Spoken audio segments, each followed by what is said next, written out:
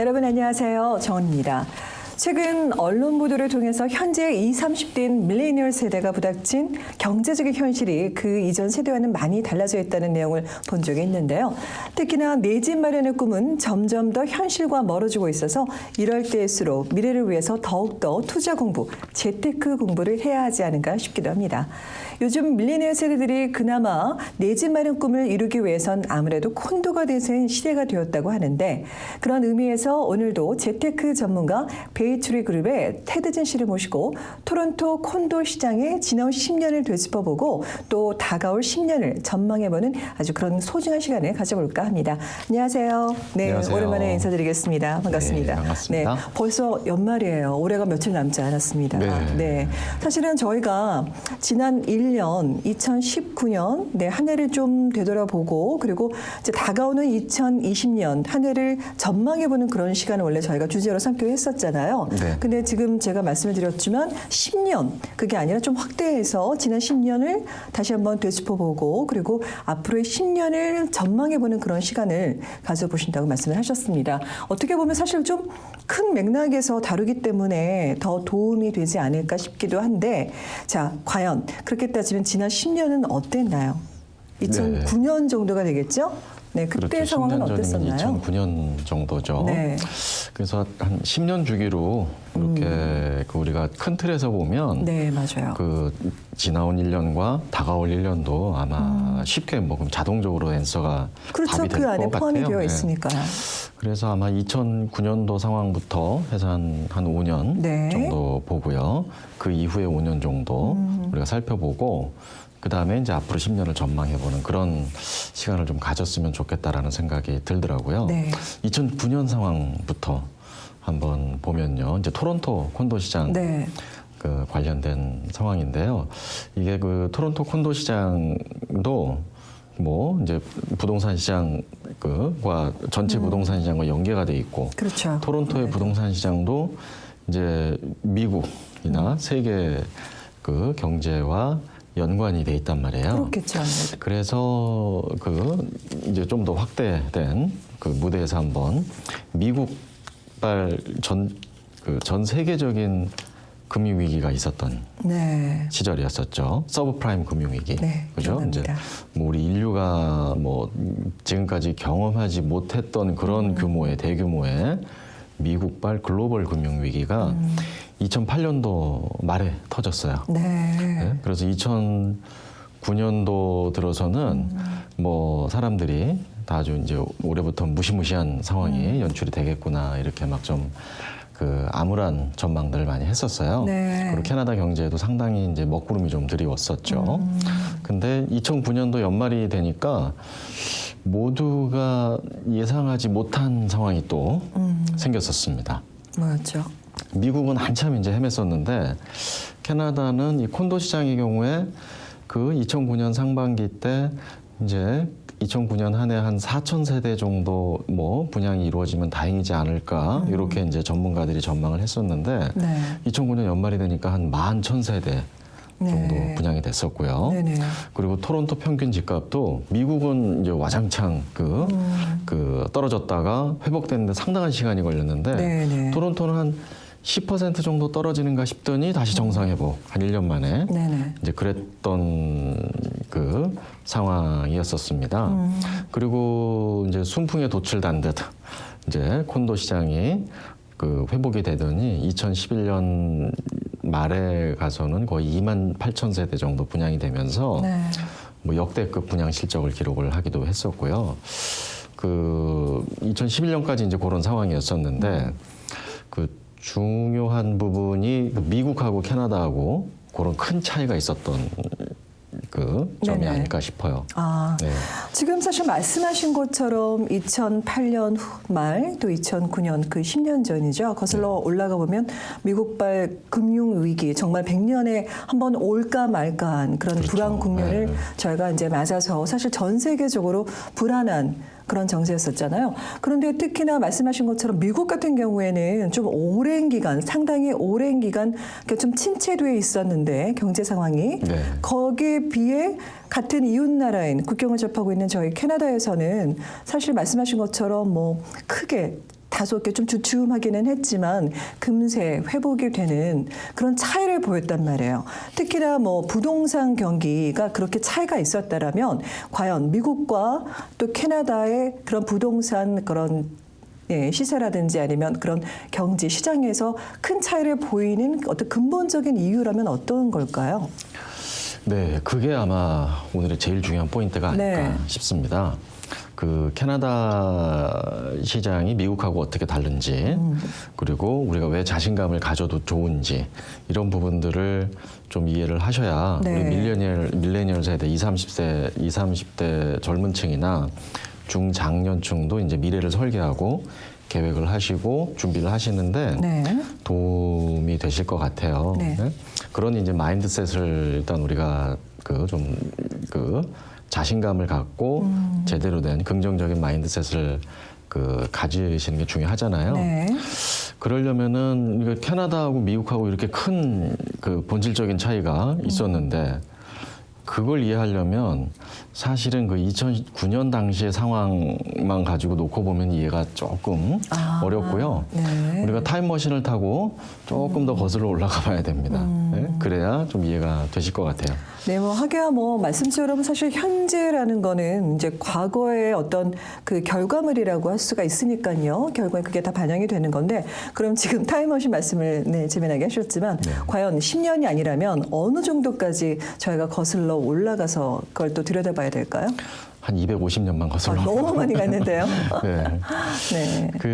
이제 우리 자본주의 시대에 살고 있잖아요. 네, 자본주의 그렇죠. 시대가 이제 태동하던 이제 그 시절이 한 250년 정도 거슬러 네네. 올라가면 그거를 제가 짧게 설명을 드리면 이해가 쉬우실지 않을까 싶어요. 네. 어떻게 보면 되게 중요한 얘기인데 많은 분들이 모르시더라고요.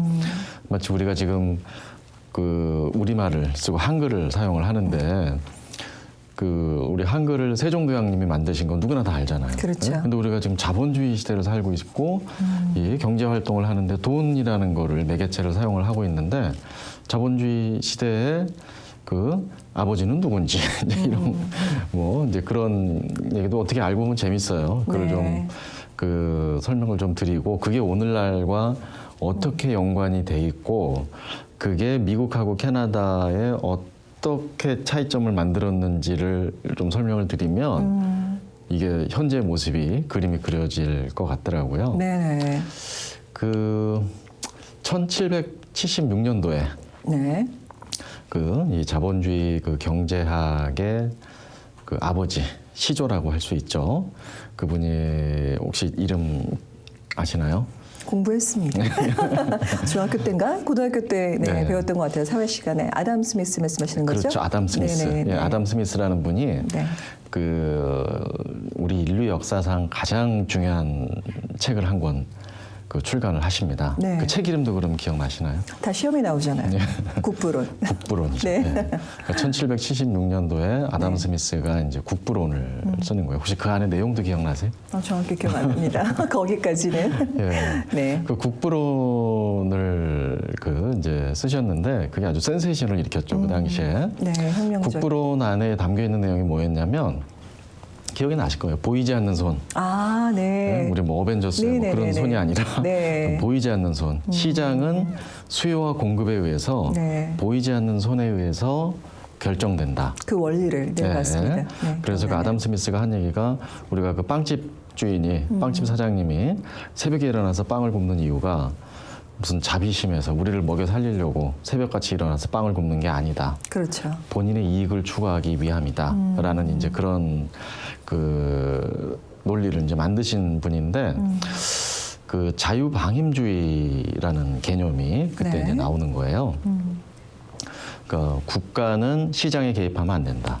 수요와 공급에 의해서 보이지 않는 손이 자동적으로 시장의 질서를 유지하게끔 내비두면 된다라는 게 이제 아담 스미스의 네네. 논리였었죠. 그래서 야경국가라는 표현도 나옵니다. 네. 야경국가라는 게 이제 뭐냐면 나라는 도둑놈만 때려잡으면 돼요. 그리고 그 외세 침입만 막으면 되고 네. 그냥 시장의 구성원들이 경제 활동을 하면서 스스로 이 경제가 어떤 그 이제 이상적인 지점을 찾아가게 그래서 가격 결정도 되고 네. 그래야 그 사회가 발전한다. 아주 국가에서 이제 구조나 이런 것들 다 말씀하시는 거네요, 그죠? 네, 그러니까 나라는 그 작은 정부를 지향을 하는 거예요. 네. 나라는 그냥 시장이 하는 대로 놔두면 되는 그냥 경찰만 경찰 네네네. 역할만 해주고 군대로 외세 침입만 막으면 되는 그게 이제 자유방임주의인데요. 이 자유방임주의가 제가 한 250년을 거슬러 올라가보자고 말씀드렸잖아요. 네. 이게 한 150년 정도 이제 대세를 이루죠. 이 자유방임주의가요. 근데 아담 스미스가 죽고 나서 이제 세계가 산업혁명도 겪고 자동차도 나오고 이러면서 엄청난 기술 발전을 그 이전에는 경험하지 못한 그런 기술 발전을 이루고 하면서 변질되기 시작하는 거예요. 자유방임주의가 어떻게 변질되냐면 그러니까 아담 스미스의 그 취지는 그게 아니었는데 그걸 이제 악용을 하기 시작하는 거예요. 네. 그 돈 많은 이제 자본가들이 악용을 네네. 해서 착취가 생기고요. 예? 그래서 막 어린아이까지 데려다가 공장에서 밤늦게까지 하루에 막 18시간을 막 일을 시키고 막 이러는 그런 착취 현상까지 이루어지니까 아마 기억이 또 나실 거예요. 공산주의가 또 나오기 시작을 했고요. 그래서 이제 공산혁명이 일어나고 세계가 이렇게 막 반으로 갈리는 그런 상황이 생기다가 한 1929년도 돼서요. 이 자유방임주의가 무너지는 거예요. 혹시 1929년도에 무슨 일이 있었는지 기억나시나요? 아니요. 기억 안 나세요? 네, 대공황. 아, 경제대공황이요? 네, 경제대공황. 네네네. 1924년이요? 29년도. 29년. 네. 1929년도 이제 대공황이 오면서 이제 아담 스미스의 자유방임주의 이론이 이제 아주 대폭 흔들립니다. 그때 이 자본주의를 구한 사나이 이름 아시나요? 네, 그건 압니다. 누구? 네. 미국의 루즈벨트 대통령 아닌가요? 한 50점 정도는 드릴 수 있을 것 그래요? 같아요. 아니에요? 네, 루즈벨트 대통령이 그 멋진 연설을 했죠. 네. 우리가 두려워해야 될 거는 오로지 그 두려움 그 자체뿐이다. 우리는 이거를 극복할 수 있다라는 이제 멋진 아마 취임사일 거예요. 그때 네. 연설을 하면서 이 대공황을 극복을 못했으면은 미국도 공산화가 됐을 수가 있고요. 그리고 우리가 지금 살고 있는 세상이 네. 전부 이제 공산주의 그 세상에 자본주의가 아니라 살고 있을 수도 있을 것 같아요. 네. 이 자본주의를 구한 영웅, 멋진 사나이가 한 분이 계십니다. 네. 케인즈라는 분이고요. 예, 케인즈라는 분이 우리가 아담 스미스를 자본주의가 잘못된 게 아니다. 자본주의를 조금 고치면 우리 다시 번영기를 맞을 수 있다라고 네, 해가지고 자본주의를 수정을 했어요. 그래서 그거를 케인즈 이론이라고 그러는데 네. 아마 수정 자본주의라는 말 들어보셨을 거예요. 네.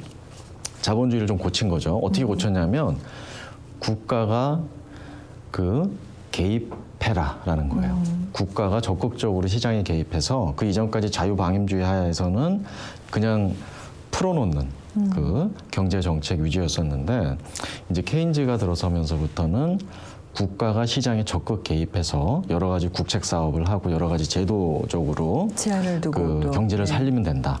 유효 수요를 창출하면 된다. 그럼 네. 우리가 실업률을 낮추고 경제를 다시 활성화시킬 수 있다. 이런 이론을 이제 내세운 거죠. 케인즈론을요. 네.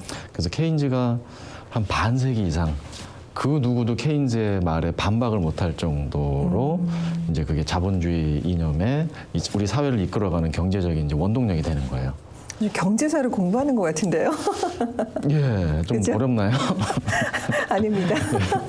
하지만 뭐 또 이런 기회를 통해서 또 저희가 말씀하신 것처럼 네. 그쵸 이제 역사 속에는 사실 뭐 다 들어가 있잖아요. 뭐 경제뿐만이 아니라 모든 상황이 또 과거의 역사를 알아야 또 현재를 저희가 또 되짚어 볼 그렇죠. 수가 있기 네. 때문에 네. 그러면 아담 말씀하신 스미스, 것처럼 케인즈 요 두 분 정도는 꼭 기억을 하시면 좋지 않을까 네, 싶어요. 그러니까 자유방임주의인 자본주의 형태에서 네. 나중에 이제 아담 스미스 스미스의 그런 자유방향주의 말고 거기에 조금 수정을 가한 게 이제 수정자본주의인 말씀하신 네 케인즈라는 네. 분의 그렇죠? 아담 스미스는 국가는 아무것도 하지 마. 네, 개입하지 시장이 알아서 돌아가게끔 보이지 않는 손에 의해서 네. 그 질서가 유지되게끔 놔두면 돼. 이렇게 했다 그러면 케인즈는 아니야. 아담 스미스 틀렸어. 국가가 개입해야 돼. 보이지 않는 손만 가지고는 안 돼. 라고 한 거고요.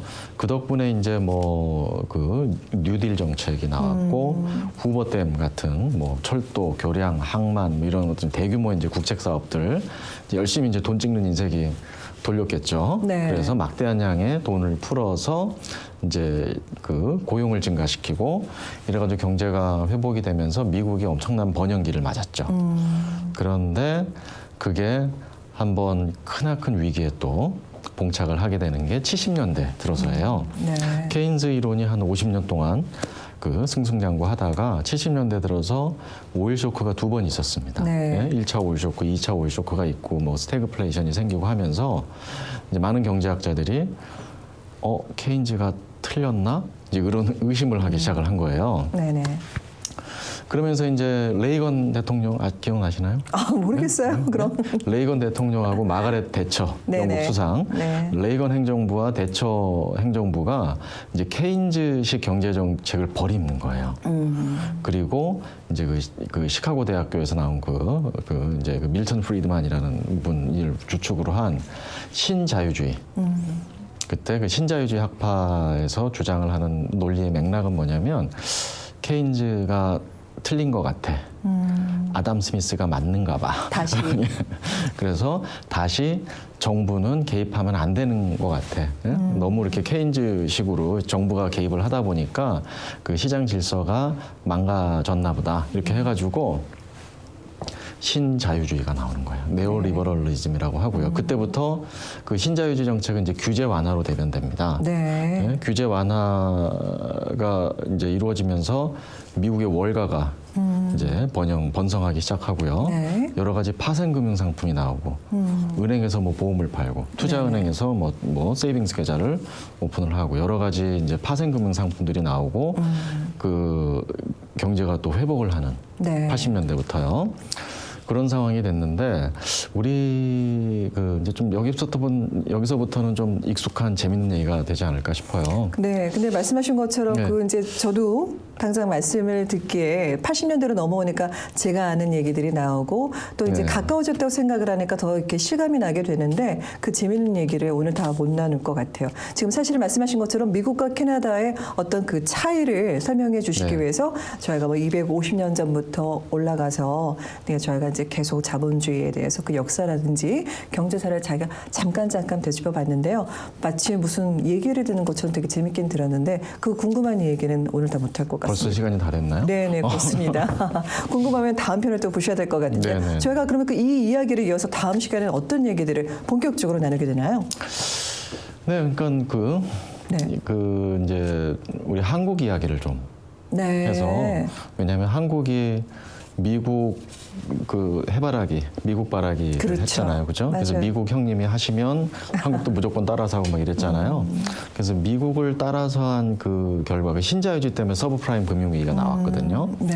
근데 한국이 미국을 따라서 해서 발생한 게 2011년도에 그 저축은행 사태가 있습니다. 아. 근데 캐나다는 미국을 따라서 하지 않았던 거예요. 네. 그래서 한국의 사례를 보여드리면서 이게 캐나다는 이걸 따라하지 않았다라는 게 뭘 의미하는 건지 그 부분을 비교를 해서 설명을 드리면 또 재밌게 이해가 되지 않을까 싶습니다. 네, 사실 시간 가는지도 모르고 지금 뭐 몇 가지 뭐 저희가 떠오르는 인물들이 있고 또 어떤 경제 원리라든지 이념에 대해서도 저희가 짚어봤는데요. 다음에는 또 다음 시간에는 계속해서 그 이어지는 재미난 얘기를 펼쳐주시기 부탁드리겠습니다. 네, 한국 얘기까지는 오늘 맞춰보려고 했는데 시간이 좀 그러네요. 저 내년에 인사드리겠는데요. 그러게요. 네. 네. 지난 10년을 저희가 다 뭐 채 말을 못했지만은 오늘 못한 얘기를 또 2020년 대망의 새해에 다시 한번 인사를 드려서 더 자세한 얘기를 나눠보도록 하겠습니다. 알겠습니다. 네, 그럼 감사합니다. 오늘은 거기까지만 말씀 네, 나누시죠. 아쉽지만 감사합니다. 네. 어려운 경제 원리를 모르더라도 우리가 체감하는 현 상황과 미리미리 미래를 대비하는 현명한 전략을 가진다면 적어도 아무것도 하지 않은 채 두려워하는 것보다 기대할 수 있는 희망과 성과가 있지 않을까 싶은데요. 게으름 피우거나 현실을 탓하지 말고 지금 당장 작은 것부터 실천하시기 바랍니다. 추운 겨울 건강 유의하시기 바랍니다. 시청해주신 여러분 고맙습니다. 수고하셨습니다. 본 프로그램은 헤어 협찬 김은한 헤어살롱 제공입니다.